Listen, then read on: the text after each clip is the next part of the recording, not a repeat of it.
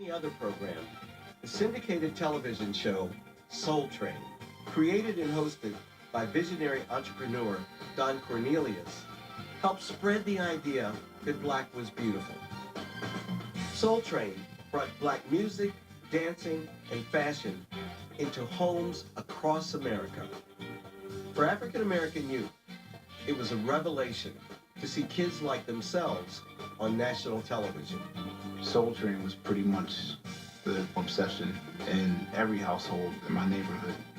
I guess you could say Soul Train was kind of the first non-minstrel based black entertainment that, America really got. And it was more than just music and dancing. Soul Train and its sponsors advertised products for black consumers in ways that appealed to their new pride and identity. Don Cornelius used the commercials to educate and promote Afrocentricity, which was something that was absolutely not heard of. There's one with Frederick Douglass. And Frederick Douglass teaching you how to, But my brother, you can't go out looking like that.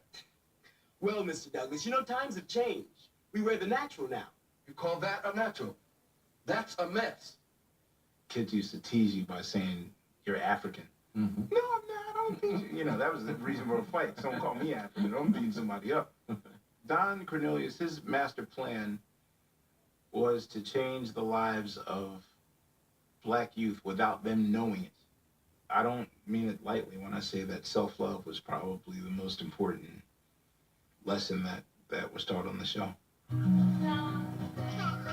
Soul Train made black culture truly national and kept it accessible to the African Americans who were moving out of their old segregated neighborhoods and integrating white suburbs for the first time.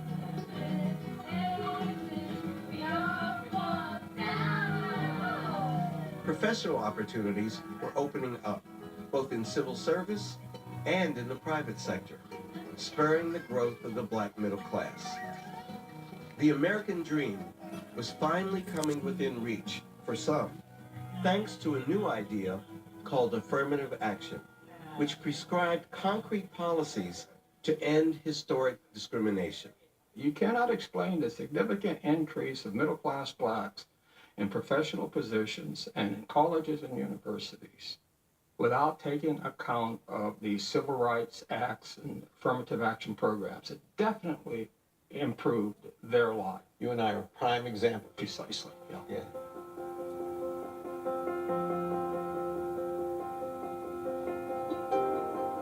In September 1969, I drove to New Haven, Connecticut, a world away from my hometown, Piedmont, West Virginia. I was one of the lucky 96 black students starting at Yale that fall. A huge leap from the 6 black men who had graduated in the class of '66, just 3 years earlier. Yale's president, Kingman Brewster, who had made the bold decision to open up admissions policies